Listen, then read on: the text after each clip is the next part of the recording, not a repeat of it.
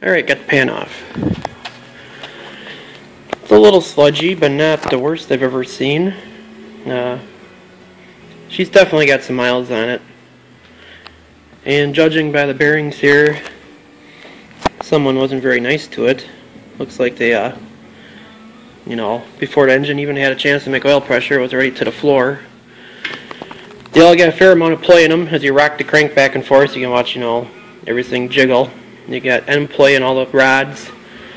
I haven't pulled any mains yet, but already going off of this journal here, the crank's already, it'll have to get cut 20, 30 under. The bores in the block, some of them are really notched pretty deep. There's a pretty good wear groove in it. So, it's probably a very high mileage motor. It is a 0010 block. So, it is one of the more desirable 350s. It's not worth much, but if you want to rebuild something, this is probably the block to use.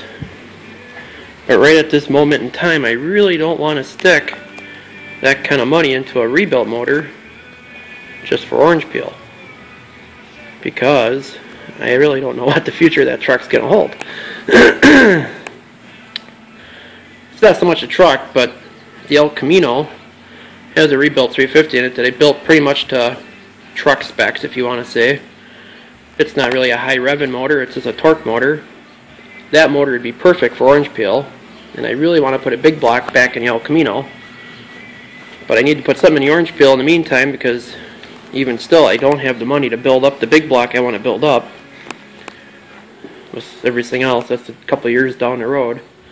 Yeah, I probably could, throw a set of fresh bearings in it and put her back together, a new oil pump. She probably would go, but I don't know. It's not worth it.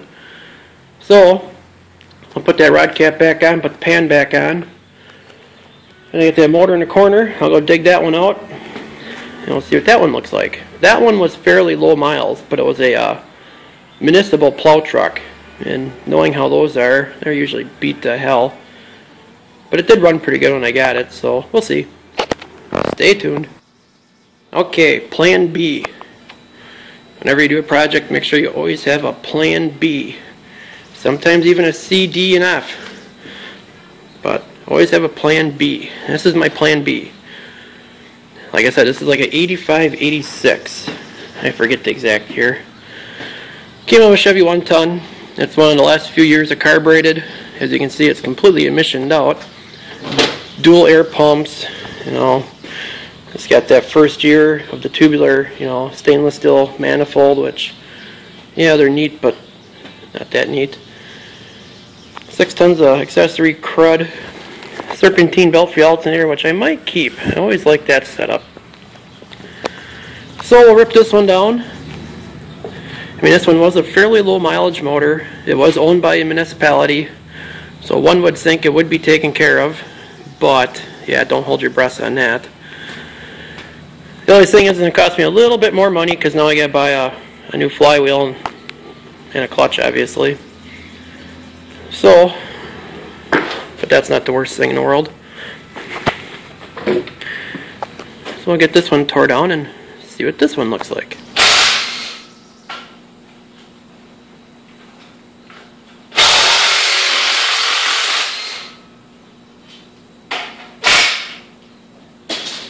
Yes, the late 80s.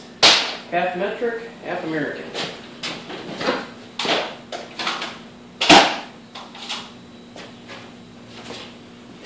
Nothing like making it complicated.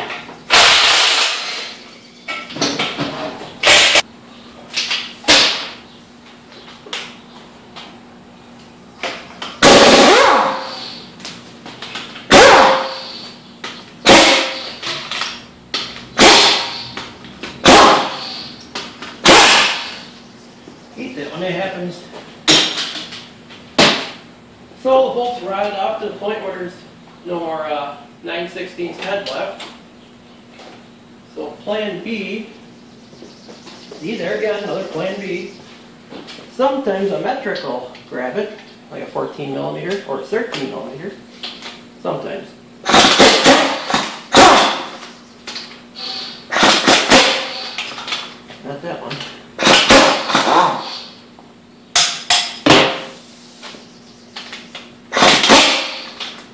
So, that one's even worse.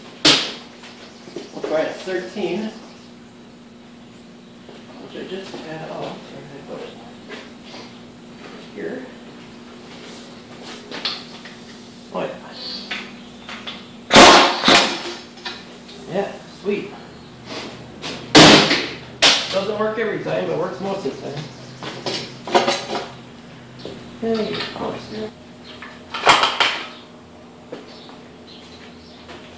looks pretty clean on the stem. Oh, that's always a good sign. These little buggers here, you always want to save them. Yeah, they're not pretty or nothing, but if you're putting together a stock cover or something and you're using sheet metal valve covers, especially in the small block Chevys, these are nice. So it puts a nice clamping force in the valve cover lip. Usually when I'm bebopping through a junkyard, I come across a handful of them, I always pull them off.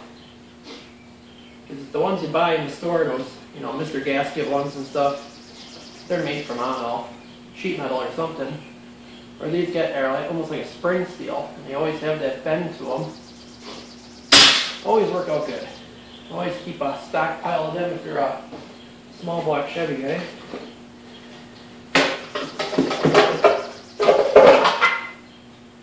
Wow, nice and clean. We might have ourselves a wiener.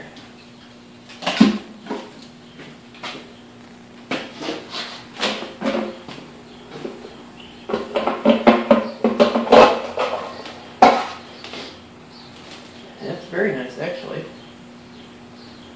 I'm going to turn you guys off because now I gotta chisel all the bolts out like usual. I'll bring you back.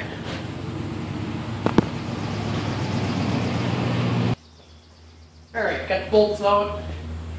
Ready to pop this little bugger off.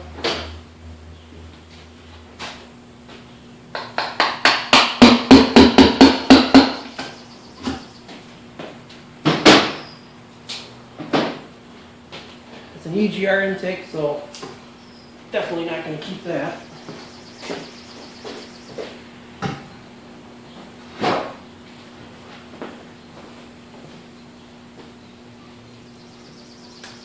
It don't look bad. Actually, it looks really good. So at least somebody changed oil on the darn thing. I mean, even the valve covers usually get that nice glaze of goo on the inside, and that's perfectly clean. Alright. Well, so far I'm liking what I'm seeing. Get the oil drained out of it, get the water drained out of the block, and then we'll pop the heads off and see what we got left inside.